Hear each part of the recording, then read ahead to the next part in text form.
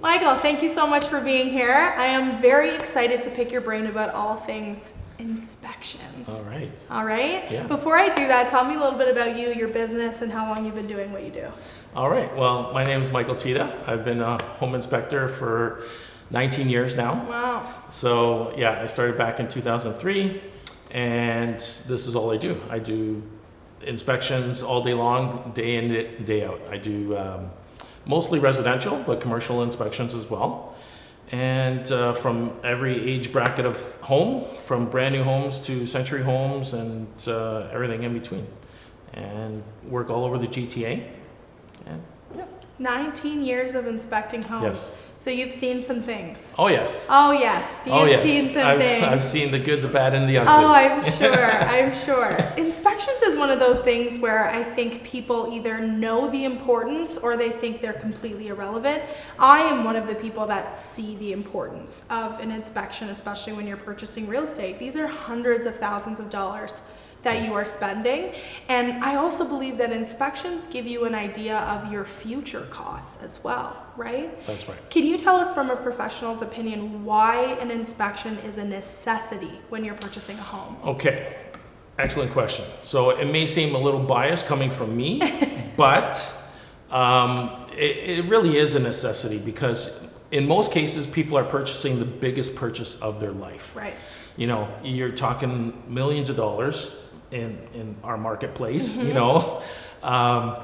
So you want to make sure that that house is inspected properly, okay? Houses have all kinds of systems that need to be in good order for you to live in it comfortably and not have huge expenses down the road, you know. So roofing systems, structural, electrical, plumbing, HVAC, all these things need to be in good order, or that it's going to cost a lot of money. Right. So you want to know ahead of time before you get into something that is going to cost you unexpected expenses. And like you said, something that you can plan for as well, to know ahead of time if there are future costs and what they will be. So that's the importance of doing a home inspection.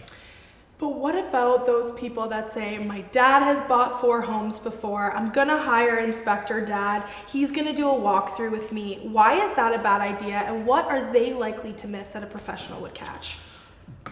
Good question again. So having an experienced person like Dad or Uncle Joe or someone like that, or a friend of the family, that sort of thing. So it's good that they can tag along, but you still want someone who's been trained as a professional that knows what to look for and aren't going to miss things like, you know, asbestos or lead plumbing or knob and tube wiring. There's certain things that we do and are trained to look for that maybe that person is not going to find. So that's the importance of hiring a qualified professional and making sure that it's inspected properly, so that all those older systems like knob and tube wiring, lead piping, asbestos are not in the home and in use where it's going to cost a lot of money to have that stuff rectified. Yeah. Speaking of things that are missed, that can be missed, one part of an inspection that confuses me is how a professional finds things that you can't see with the naked eye. So how do you go about that? Okay. Well, like I said earlier, we're trained to look for certain things, certain clues in a house that tell us that there may be something else going on. We do have equipment that we use to test certain things. For example, electrical testers to see if, you know, we have power at a receptacle. If the power is correct, if it's grounded, all those sort of things that an electrical tester will help us to determine. Other things like moisture meters to help us to determine if there's some kind of hidden leak.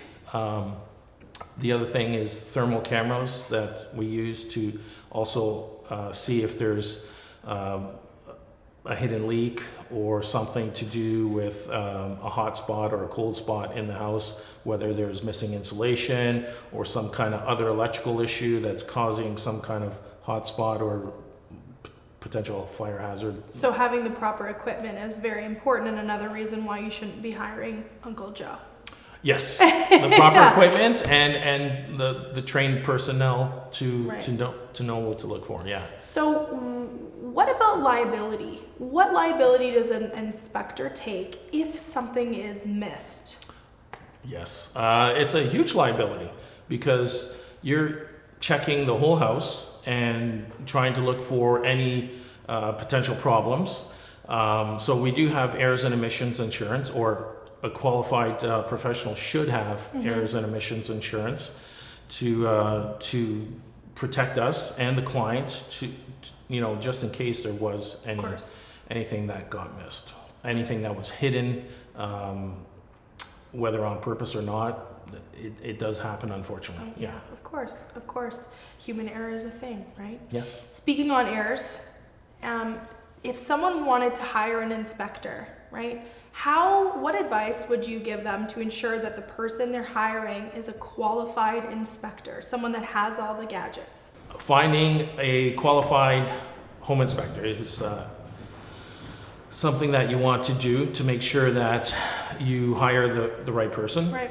So first off is to call and talk to the inspector. Get a feel for that person. If you feel that they're knowledgeable and you have a good feeling in terms of what they're going to do for you, definitely do not base it on price. Right. Okay, so a lot of people call around and ask for pricing. Just like anything nowadays, you get what you pay for. Yes, you do. So there is no government standard in terms of home inspectors. So you really want to make sure that you call and find out what services they provide, how in depth their inspection is, what they cover as part of their inspection, and what kind of report and how quickly you receive that report. Okay, along with, of course, all their qualifications, their experience, okay, and the report. So I think those would be the main three things that when you're calling around to inquire about home inspection, is to ask about those things: their experience, their qualifications, and their report. So you say there's no government standard. Does that mean that each individual inspection business runs a completely different show? Yes. So what they cover in terms of their inspection, what their report includes, what the inspector checks, is going to be different even within the same company. Wow. Sometimes. So we're all different in what we do. So usually within the same company they have a set standard, but there is no government standard or minimum standard, unfortunately. Wow. In terms of home inspection. You would think with something as important as a home inspection there would be some sort of regulation? Nothing. You would think so, but unfortunately not. So there is a big difference between companies and what they cover. Another reason why a qualified inspector is so important. Exactly. Right. To get a good inspector. You spoke on cost. Yes. What is the average cost of an inspection? Average cost nowadays, it's going to range anywhere from about $450 to $550, depending on the type and size of house. Yeah. Wow. Yeah. Michael, you've given us so much valuable information about inspections. I'm so grateful that you were here to join us. Thank you very much. Thank you, Nikki.